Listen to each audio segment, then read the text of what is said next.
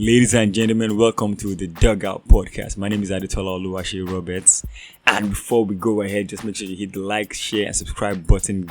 Get us as high as possible as we can on subscriptions.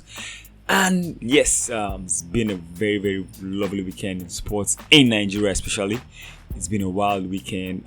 First of all, I'm going to talk about the first thing in my mind. That's the Lewis Edem Championship. Yes, it was an exciting tournament. Started last week, Sunday, and it ended Saturday. It's been a 1 week of exhilarating, exciting, superb basketball on display. And yes, without further ado, I'm going straight to the point. The finals between Aspac Cotonou and Rivers Hoopers of Nigeria. Rivers Hoopers, as we all know, are the reigning Nigerian League champions, and Aspac are one of the teams that was invited for the Lewis Edem Foundation Championships. And Hoopers showed us how to blow a 19-point lead with 6 minutes and 40 seconds on the clock. I mean, I called this game over when it was already like 6 minutes ago. Hoopers had a 19-point lead, and they bottled it. They blew a 19-point lead, and it was crazy. As in, I did not even expect them to even blow that lead. When the quarter was done, when the third quarter was done, I was like, the game is over. It's a wrap. Aspac isn't coming back. But ladies and gentlemen, we saw a once in a lifetime event. Never ever witnessed a game live in a finals game that the team come back from 19 points to win in overtime. It was an exciting game. It was crazy. The whole arena was mad. I was there. Highlight videos are coming up. Just stay tuned. Stay connected to the Dugout Podcast. Highlight videos are coming up. It was an exciting game. Aspac, Jacob, number 12 for Aspac, MVP of the tournament, MVP of the night. Even when Aspac wasn't playing well throughout the first 3 quarters, my man had the game on lock. The energy didn't drop. Then the number 9 came up with his shenanigans, and then the captain sealed it for them.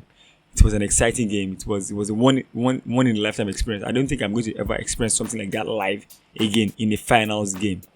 But then again, we needed to go on the talking points, and that is the Hoopers team, the bench, especially the coaching staff. What were they thinking? Your team was up 19, 6 minutes plus to go, and you allowed your team to concede a 16-0 run to Aspac. It was 41-60. All of a sudden, it was 57-60.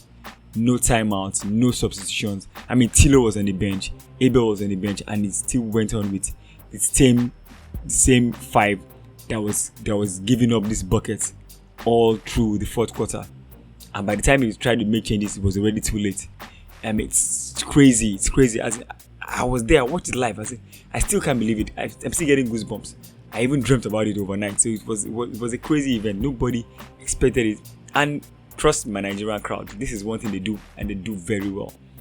If you are any Nigerian team, be it football, basketball, volleyball, any team, any sport, if you are not playing well and the opposition is playing better than you, they switch camp. I mean, if you were there, you will see that the Nigerian fan base started cheering for Aspac.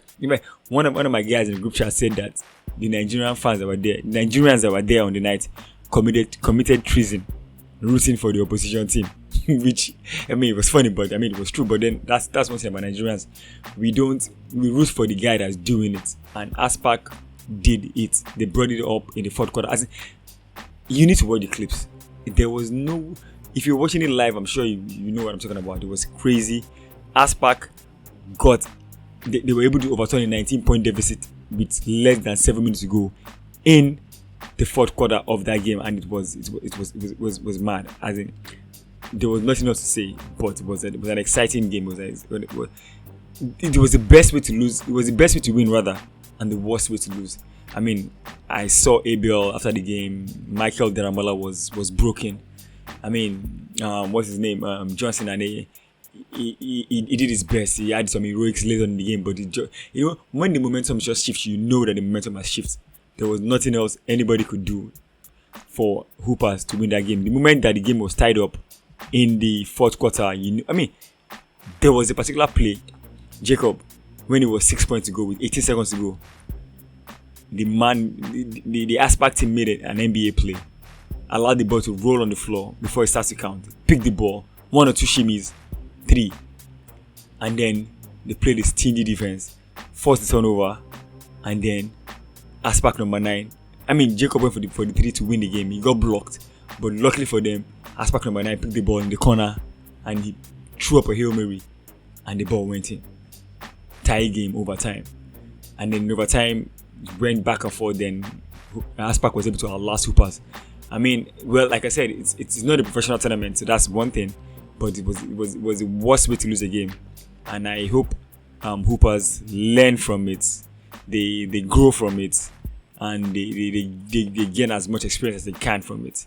And then, in other news, before we go to the news, remember to like, share, and subscribe. But the other news is Lakers just traded Anthony Davis for Luka Doncic. Now there were some other things about the trade, but my goodness, Lakers traded Anthony Davis for Luka Doncic. I mean, who won the trade? Who made the bigger mistake? I mean, Davis was part of the championship winning team back in 2020. Luka just took the Mavs to the NBA Finals last year. So I really don't even know who won this trade. I mean, on one hand, you have two players that barely stay fit.